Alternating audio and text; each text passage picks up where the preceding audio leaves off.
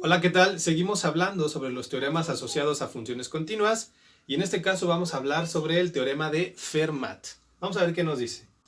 Sea f de x una función continua en el intervalo abierto a, b, con un extremo local, esto es importante, un extremo local x sub 0 perteneciente al mismo intervalo donde es continua, si la derivada en este punto, f' de x sub 0, existe, si la derivada existe, entonces esa derivada tiene que ser necesariamente igual a 0. Vamos a analizarlo. Nosotros sabemos, desde que nos introducimos a las derivadas por primera vez, sabíamos que había una relación íntima entre la derivada, los máximos y mínimos, y la pendiente de la recta tangente, ¿cierto? Si yo tengo una función, sabemos que la recta tangente va acompañando la caída o la subida de la función todo el tiempo, para cada x donde esté definida, ¿verdad? Y nos dijeron entonces que justamente en los máximos y en los mínimos, la pendiente de la recta tangente tiene que ser igual a 0. Que es de hecho lo que queremos demostrar. Porque recuerden que la derivada geométricamente está asociada a la pendiente de la recta tangente.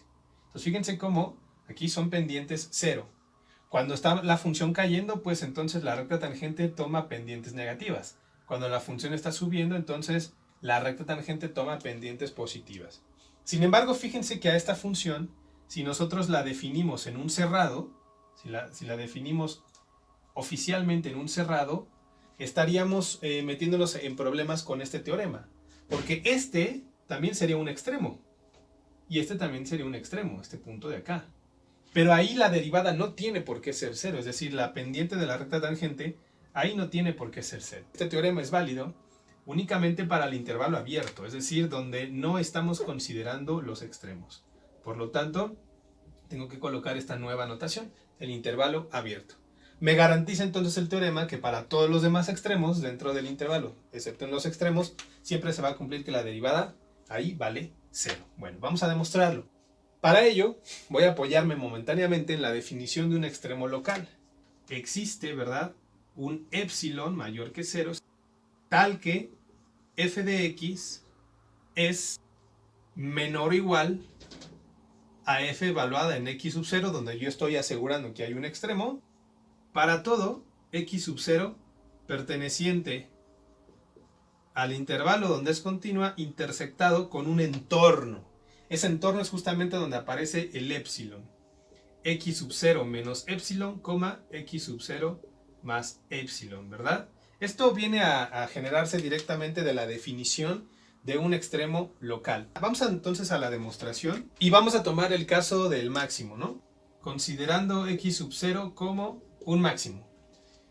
Lo mismo vale si consideramos el caso para el mínimo, nada más tendríamos que cambiar desigualdades, etcétera, pero es análogo exactamente si queremos demostrar el caso del mínimo. Como x sub 0, por hipótesis, es un extremo, entonces, según la definición, existe un épsilon mayor a 0.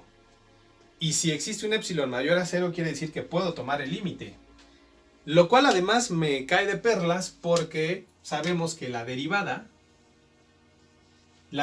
siempre trae detrás una definición que tiene que ver con el límite, pero aquí ya estoy verificando que efectivamente pueda yo tomar el límite. Sí, existe ese épsilon mayor que 0. Entonces vamos a ver f' evaluada en x sub 0, que es lo que queremos demostrar, usando la definición de límite. Sabemos que ese límite, cuando el incremento delta x tiende a 0, de la función evaluada en el punto donde la quiero evaluar, más el incremento, menos la función evaluada en el punto que me interesa, partido entre el delta x. Pero vamos a evaluarlo aquí por derecha, ¿verdad? Por derecha. Entonces recuerden que el límite existe siempre y cuando su límite por derecha y por izquierda sea el mismo.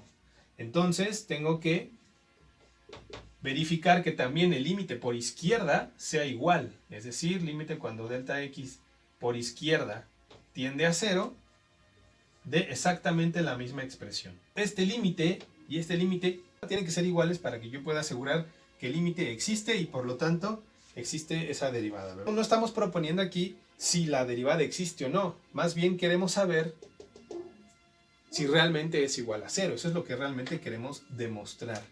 Estamos tomando el caso cuando tengo x sub 0 como un máximo. Si f evaluada en x sub 0 es un máximo, entonces todos los valores en su entorno, alrededor de él, tienen que ser más pequeños. Entonces, f de x sub 0 más algún valor, no le queda otra más que ser más pequeñito que f evaluada en x sub 0. Entonces esto, f evaluada en x sub 0 más delta x, es más chiquito que f evaluada en x sub 0. Pero se están restando. Entonces a algo le estoy quitando algo mayor. Por lo tanto, este numerador es negativo. Dividido entre un valor positivo. Porque estoy tomando el delta x por derecha. Por la derecha del 0. O sea, tiende a 0 por la derecha. A la derecha del 0 tenemos los valores positivos. Por lo tanto, menos entre más, pues sabemos que eso es menos, ¿verdad? Es negativo. Entonces estamos diciendo que f' de x sub 0, de este lado de la expresión, al analizar los signos, es necesariamente negativo, o sea, menor que 0.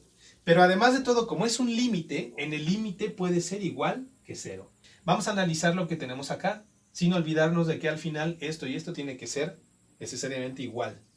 Acá, si se fijan, tengo exactamente la misma expresión en el numerador que tengo en la expresión de la izquierda. Por lo tanto, ya analizamos que este numerador tiene que ser negativo necesariamente. Debajo, sin embargo, tengo un delta x que es negativo, porque estamos aproximando a 0, pero por la izquierda. Aproximar al 0 por la izquierda, pues significa que estamos ubicados en los valores negativos de la recta real. Por lo tanto, esto es positivo. Este cociente se vuelve positivo porque es menos entre menos. Entonces de aquí estamos diciendo que f' evaluada en x sub 0 es positivo, o sea, mayor que 0.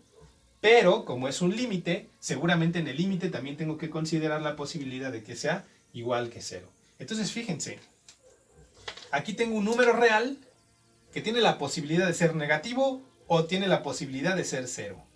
Y aquí tengo el mismo, exactamente el mismo número real que tiene la posibilidad de ser positivo o 0. Entonces la única opción que tenemos es que f' evaluada en x sub 0 sea necesariamente igual a 0. De ahí podemos asegurar lo que aprendimos casi sin cuestionar cuando nos hablaron de derivadas y nos dijeron la recta tangente en el punto máximo tiene que ser igual que 0. Nos sonaba muy intuitivo porque gráficamente tenía mucho sentido. Pero todo lo que vemos gráficamente detrás debe de llevar un análisis matemático riguroso para poder decir que así es. Entonces, bueno, aquí lo vamos a dejar. Muchísimas gracias y hasta luego.